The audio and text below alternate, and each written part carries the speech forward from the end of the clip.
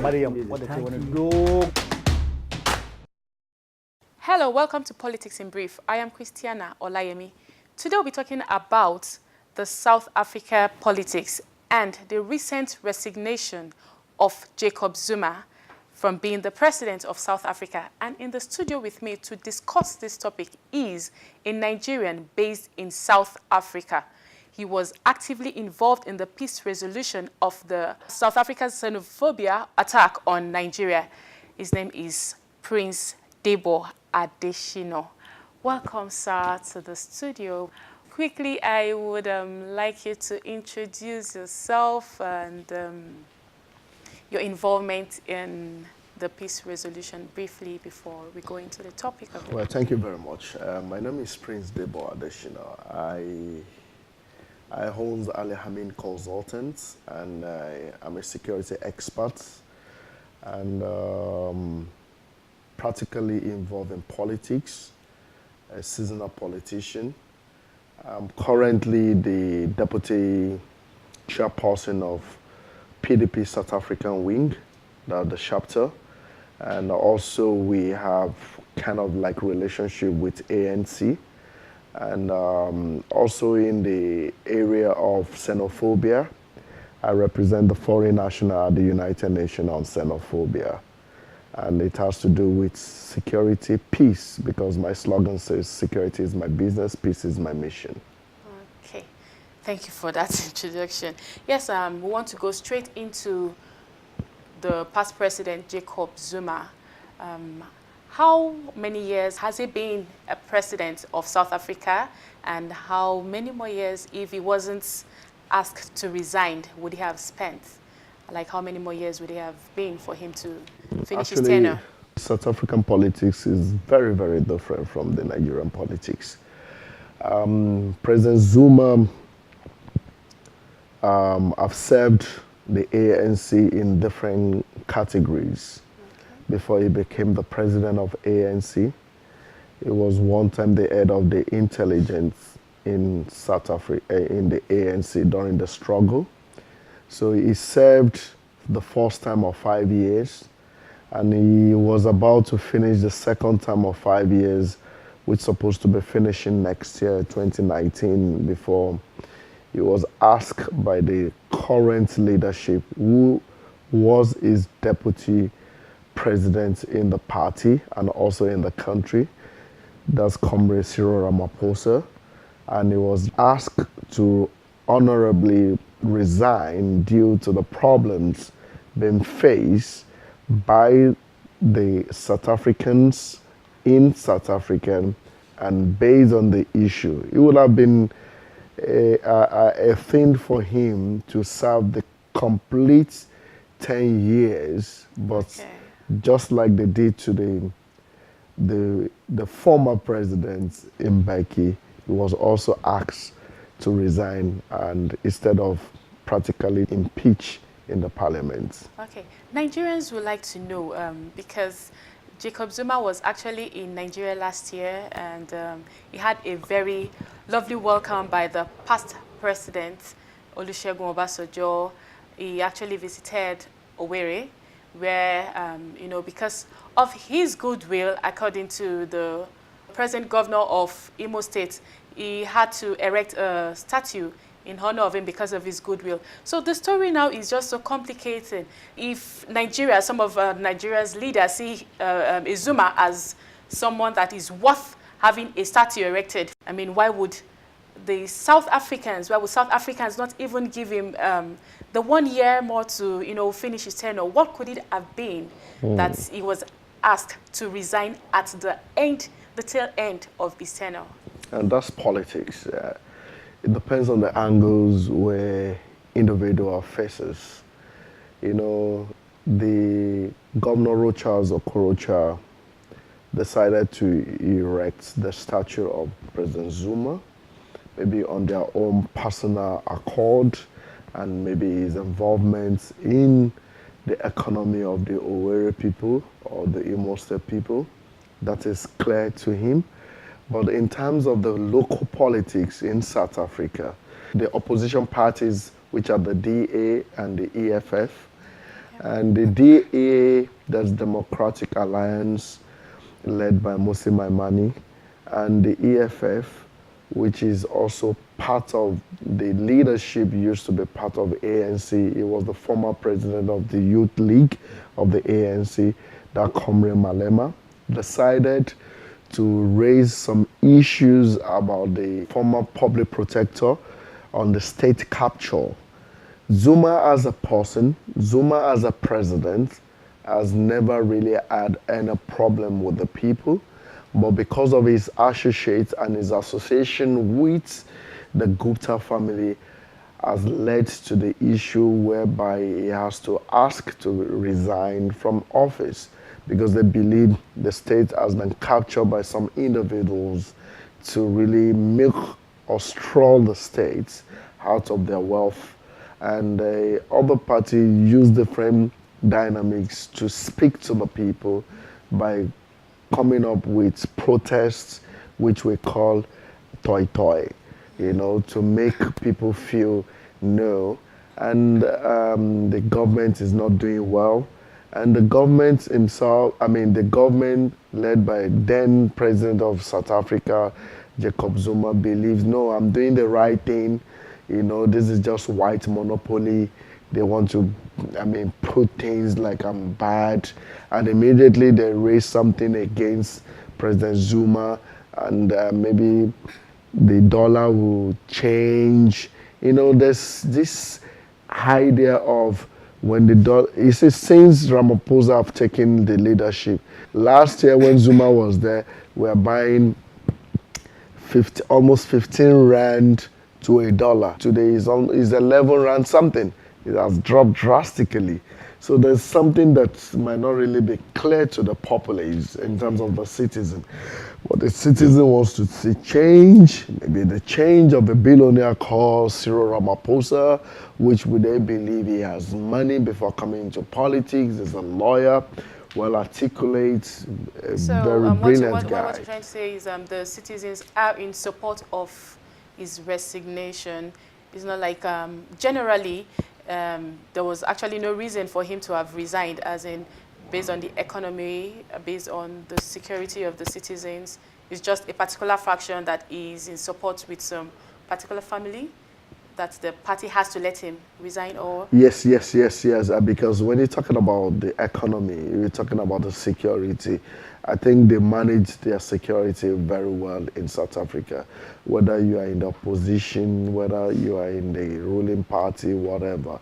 But the fact that he has allowed himself to be used by his own son via his other relationship with the Gupta family, which are the Indian lineage, the Indians family that came to South Africa on the business, and they practically own everything. That is where people start raising the issue to say there's a state capture. The state capture in terms of the particular set of people, they've captured the state and they're milking the state, strolling the state, making the state to be, they give instruction to the president. The president is not leading the country the way he's supposed to be leading the country, and they feel that no, I think this person needs to resign. It's not about insecurity in the state. Really, the economy still belongs to the white South Africans, if I may quote. They still control the banks, the agricultural aspects, but the political party are within the blacks in South Africa. Okay. And this gives room that whenever there's an issue against President Zuma, either the dollar go up or drop down or whatever, it depends on how they want to manage it. Okay, so his party have been the ruling party for how many years now?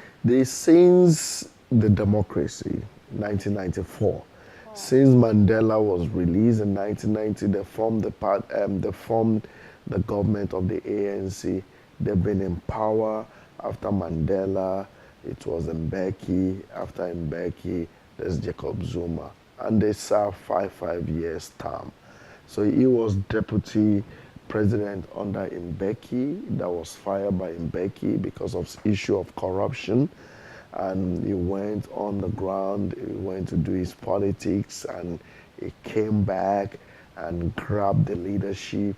And in South Africa, politics is not done the way it's done in Nigeria. Yeah, because, sorry, I was going to ask, like, okay, prior to his own resignation, there have been presidents having to resign, and the citizens are not saying anything. Is it that they're practicing something different from democracy?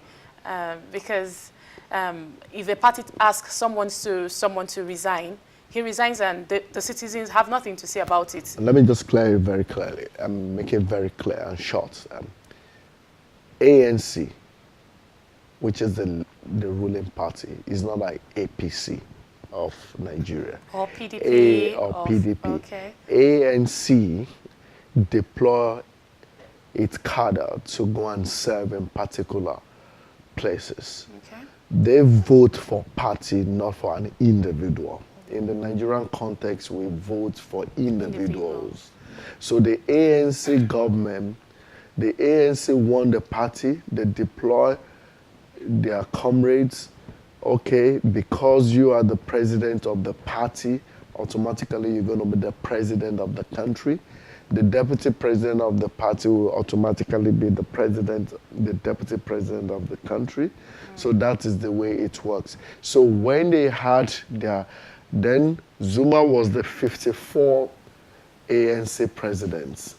So when he could not contest again because of the party constitution to become the president of the ANC for the third term, his deputy came up to contest against his former wife. Sorry, let me cut it short. Did you say third term? You have how many times can you constitutionally go for a position?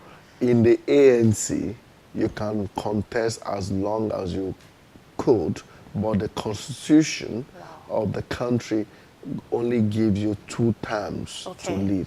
So practically, even if he contests as ANC president again on the basis of going for third term, he cannot be the president of the country.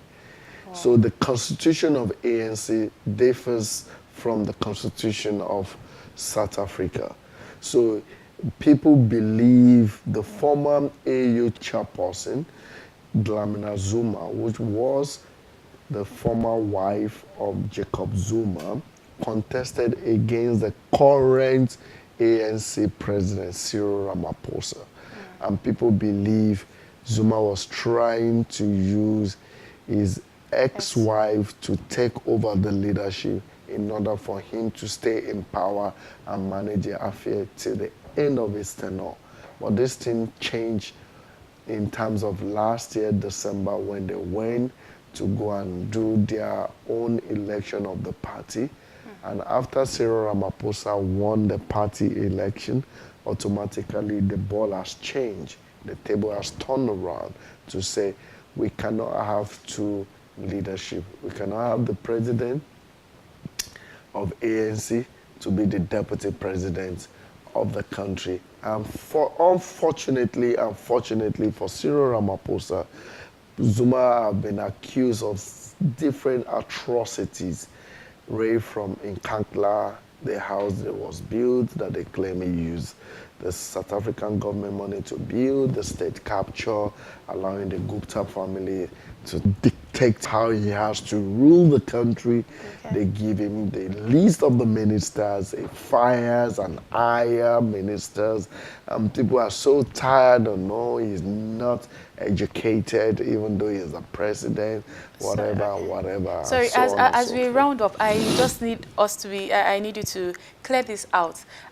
Are we saying here now that the Constitution of South Africa is different from the Constitution of the party, the ruling party? ANC is the oldest party in Africa. Okay. In fact, it used to be a struggle, it's a movement. Okay, so in ANC, am I right, they can... The African National Congress. Okay, so they can not go beyond 2 terms. ANC as a party, the president of ANC can go more than 2 terms. But the Constitution of South Africa does not allow. They only give you 2 terms, which is 5 years. Remember, they have other parties. We have UDM. I'm sorry, but this is kind of twisted. Like, it's confusing. If a party can go more than 2 terms and a country is saying you cannot go more than 2 terms, how do they marry it together? How do they reconcile this together? Now, these are things that we need to really understand, because ANC as a struggle ANC is a movement. It was transformed to a political party after Mandela was released in the prison. You understand? So in 1994, they came out to contest. They have some alliances with some other, like COSATU and some other affiliation that formed the ANC as a party. Okay. So ANC is the movement that brought out the leadership of current South Africa. Okay. So ANC is the party, but it used to be a struggle kind of formation that gives birth to the leadership that is leading South Africa currently. Okay. Oh yeah, viewers at home, we've heard it. South African politics is kind of, different from that of Nigeria, but interesting. If we can have a smooth transition from one president to another resigning and there is no issue, I mean, we should be able to say it's kind of interesting to look into more. I would want to thank my guests here today, Prince Debo Adesina. It's been so nice to have you around. It's been educating. Yeah, it is. I'm just hearing something different now, and it's been quite educating. It's so good to have you around. Thank you. It's been a delight to hear from you. You're welcome. Thank you so much. Yes, so this is where we'll round up for today. Till I come your way next time, I remain Christiana Olayemi. Bye for now.